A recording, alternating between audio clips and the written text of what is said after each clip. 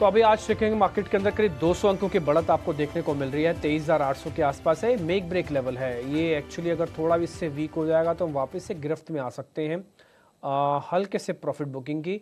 अगर यहाँ से हम तेज़ हुए तो थोड़ा और भी तेज़ हो सकते हैं। बहुत इंपॉर्टेंट जंक्शन पे इस समय खड़े हैं, दिन के 12 बज चुके हैं और इस समय हम जरा चेक करेंगे कि मार्केट की रिदम आगे क्या कहती है। और इसको बताने के लिए अजीत मिश्रा हमारे साथ जुड़ रहे हैं रैलीगढ़ सिक्योरिटी से, उनसे होगी बातचीत। 7% का इंडिया विक्स ये तो बता रहा है कि फियर इन द मार्केट्स कम हुआ है, जो पिछले 4-5 दिन से चल रहा था। आज उस फियर कम होने की वजह से मार्केट्स आपको रिवॉर्ड तो दे रहा है, लेकिन ये कॉन्टिन्यूटी फैक्टर से हम जूझ रहे हैं। बाजार पुल बैक बहुत स्ट्रांग देता है, इसमें कोई दो राय नहीं है। आप 200 दिनों के एवरेज पे आ जाओ, आंख बंद करके पैसा लगाओ, आपके पैसे बढ़ जाएंगे।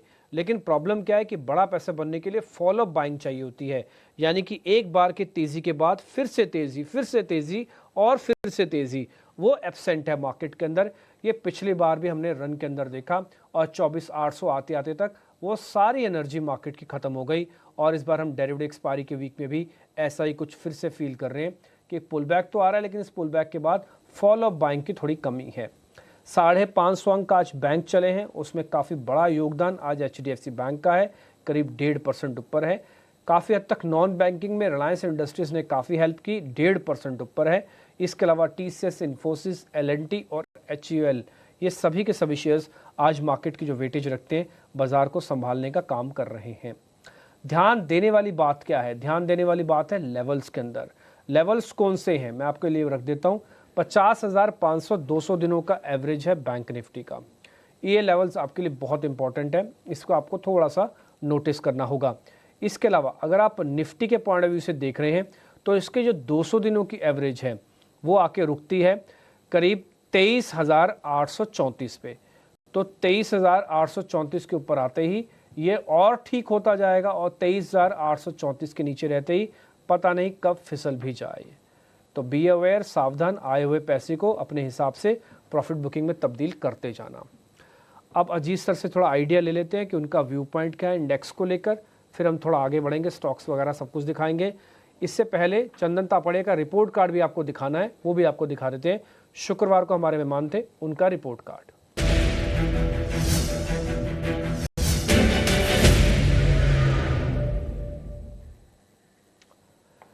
LTI माइंड ट्री बेचने की रिकमेंडेशन थी, पिछले हफ्ता में था नहीं, तो जो भी मेरे को एंकर्स ने साथ में उनके शो किया होगा, तो ये रिपोर्ट कार्ड वैसे बन के आया। करीब 2% का गेन वहाँ से आया, 1.5% का मनापुरम से, गेल से करीब 1% का गेन आया है।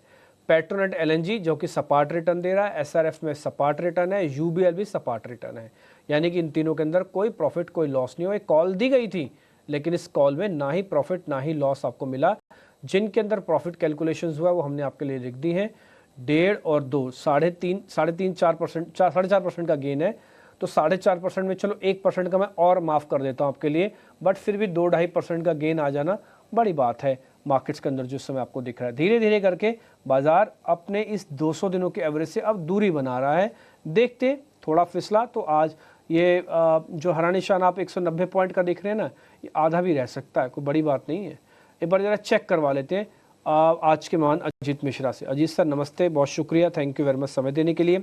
जरा आपकी कैलकुलेशन सर, बाजार ने जो पिछले हफ्ते किया सो किया, आज गैप दिया, गैप को मेंटेन किया, थोड़ा तेज किया, लेकिन वही प्रॉब्लम दिख रही है जो पिछले 15, 20, 50 दिनों में दिखी, फॉलो बाइंग, वो थोड़ी एब्सेंट है।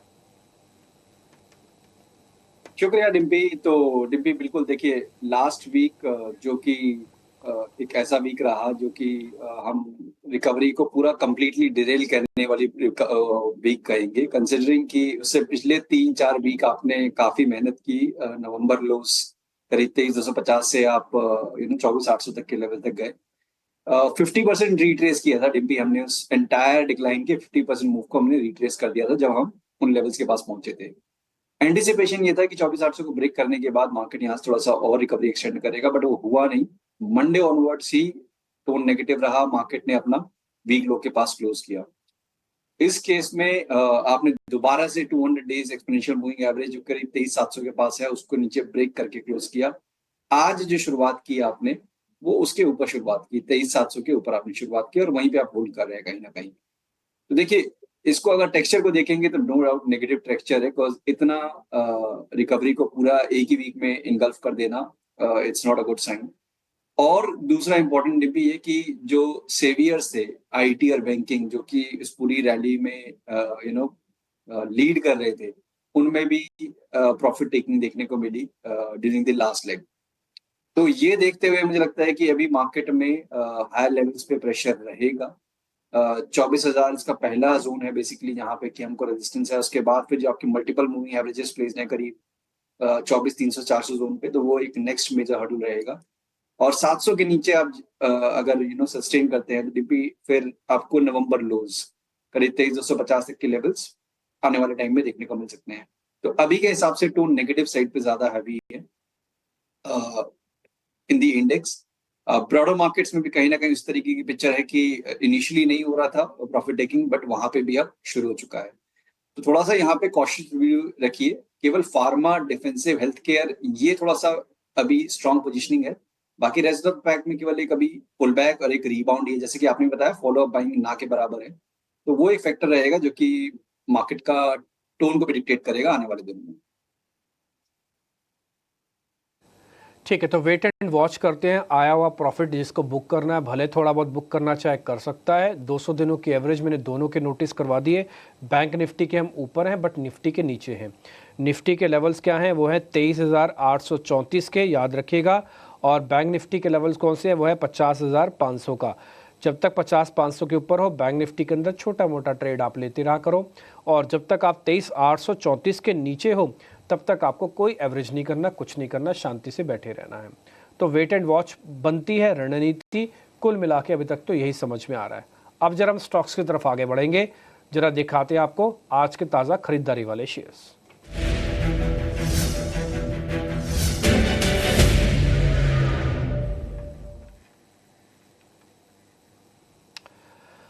सर, जो आज खरीदारी वाले शेयर्स हैं जिस पे आप आज लॉन्ग पोजीशंस बन रही है, उसमें एक तो गोदरेज प्रॉपर्टीज़ है, दूसरा जुबिलेंट फूड वर्क है। एक बार ज़रा चेक कर लेना सर। जुबिलेंट टिपिकली एक्सपायरी पे ज़्यादा एक्टिव हो जाता है, एक बार ज़रा ये चेक करना है। और दूसरा गोदरेज है, गोदरेज प्रॉपर्टीज़। बिल्कुल टिम्पी, देखिए आज रियल्टी काउंटर्स में एक अच्छा ट्रैक्शन सुबह से ही है, इनफैक्ट ये मेंटेन भी कर रहे हैं। गोदरेज प्रॉपर्टीज में एक चीज मैंने नोटिस की है हाल फिलहाल के प्राइस एक्शन में, कि जो 3,000 का जो जोन है उसको इसने मल्टीपल अटेम्प्ट्स किए हैं, ऑलमोस्ट करीब 2-3 बार। उसके पास स्टेन नहीं कर पा रहा है। आप अभी उन्हीं लेवल्स के काफी नजदीक है, आप 2900 के पास ट्रेड कर रहे हैं। तो मेरे हिसाब से इसको आपको ब्रेकआउट का वेट करना चाहिए। 3,000 के ऊपर एक बार स्टॉक निकल जाए तो डेफिनेटली आपको एक डिसाइसिव मूव देखने को मिल सकता है स्टॉक में, जो कि करीब 3250-3300 तक स्टॉक को ले जाए। वहां पे आप लॉन्ग करें, मतलब 3,000 के ऊपर आप लॉन्ग करें 2900 के स्टॉप लॉस के साथ। वहीं पे जुबिलेंट फूड एक डिस्क्लोजर की है, हमारी भी बाय रिकमेंडेशन है, हमने अपने क्लाइंट्स को रिकमेंड कर रखा है। और 710 तक के टारगेट्स हमने रिकमेंड किए हैं 672 के स्टॉप लॉस के साथ।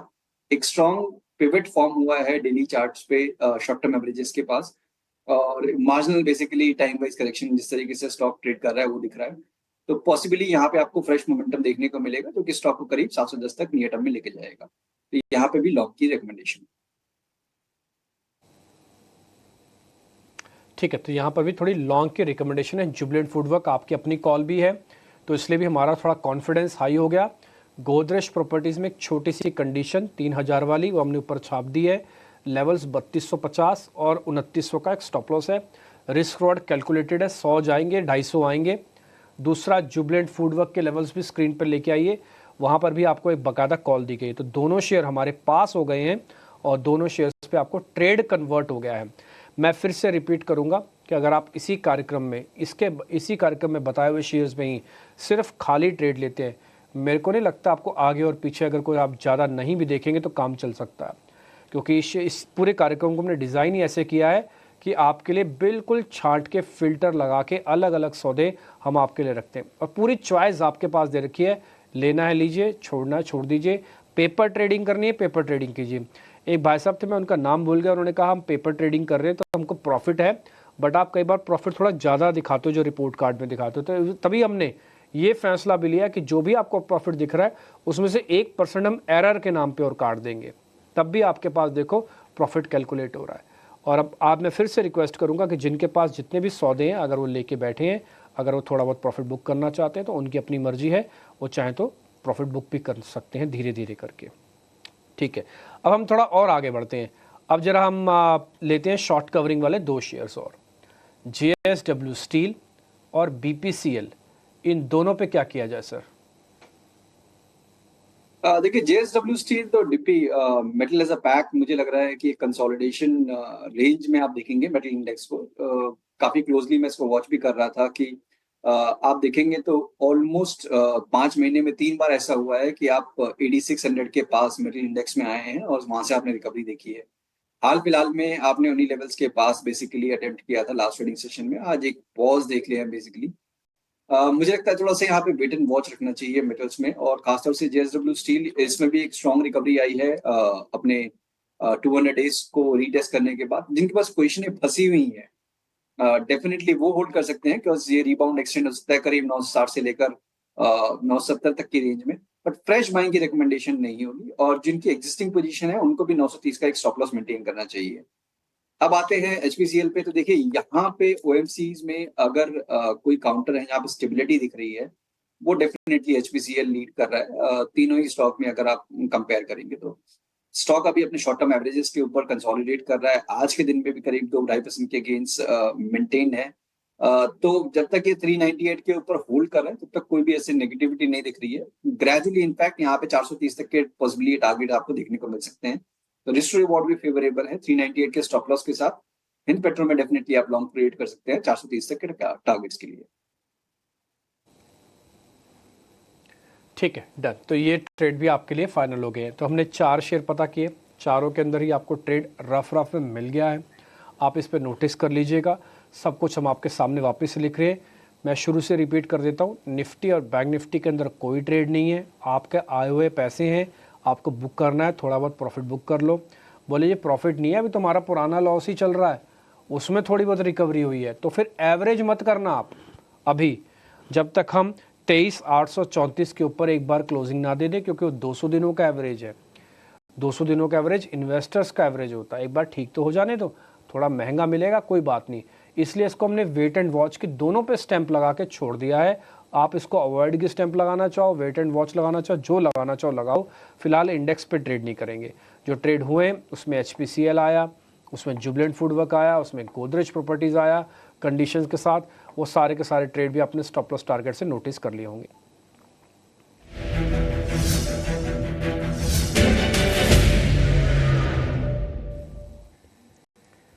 अजीत सर जरा चेक करते जाना। पहला शेयर है साइंट का, अगर कोई ट्रेड बनता है तो बताइएगा, C से मिलेगा आपको कोड ये।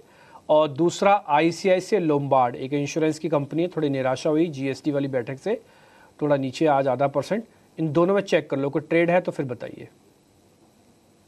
देखिए साइंट डिब्बी एक अच्छी करेक्शन दिखा चुका है, प्रीवियस स्विंग हाई के पास गया करीब 2100 के पास, और वहां से दोबारा से अपने जो मल्टीपल मूविंग एवरेजेस का बेस है करीब 1800 से 1900 की जोन में, वहां पे बेसिकली आ चुका है। तो यहाँ डाउन साइड कैप लग रहा है, मुझे लगता है कि अब यहाँ पे कंसोलिडेट होकर दोबारा से एक रिकवरी का अटेम्प्ट करेगा, तो यहाँ पे शॉर्टिंग के लिए अवॉइड करना चाहिए।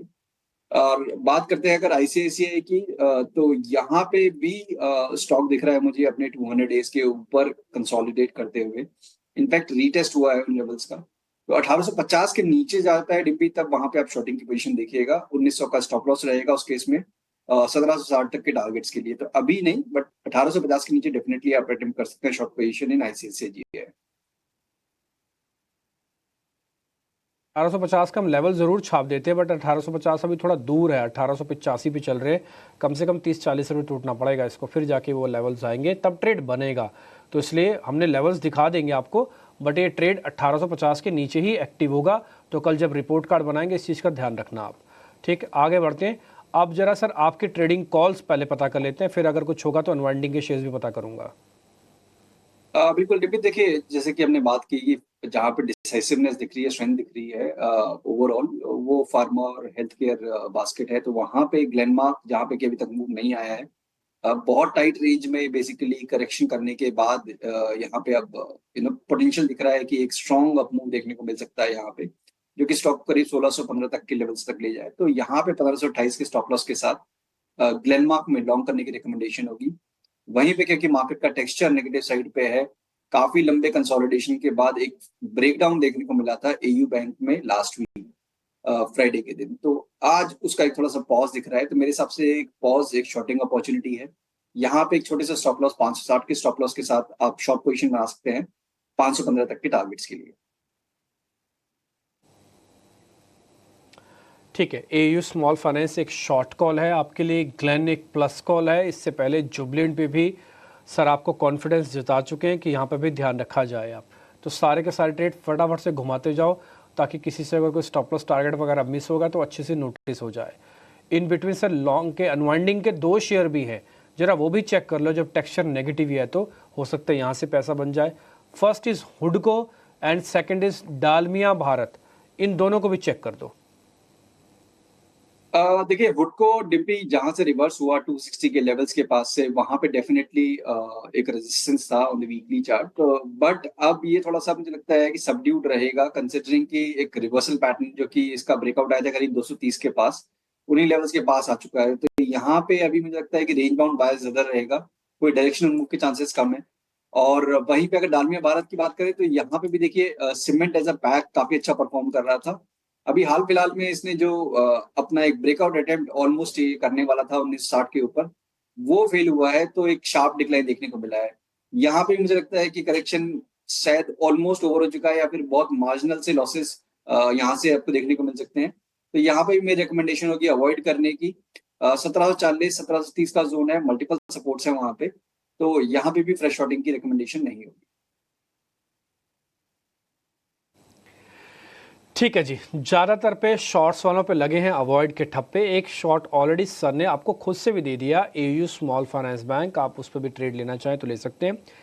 अगर आप मेरे से पूछें कि अगर मैं सर की पूरी शीट देखने के बाद कैसे ट्रेड करूंगा, तो मैं जितने भी सर ने ट्रेड दिए हैं या जो मैंने पूछे उनसे, मैं सब पे काम नहीं करूंगा।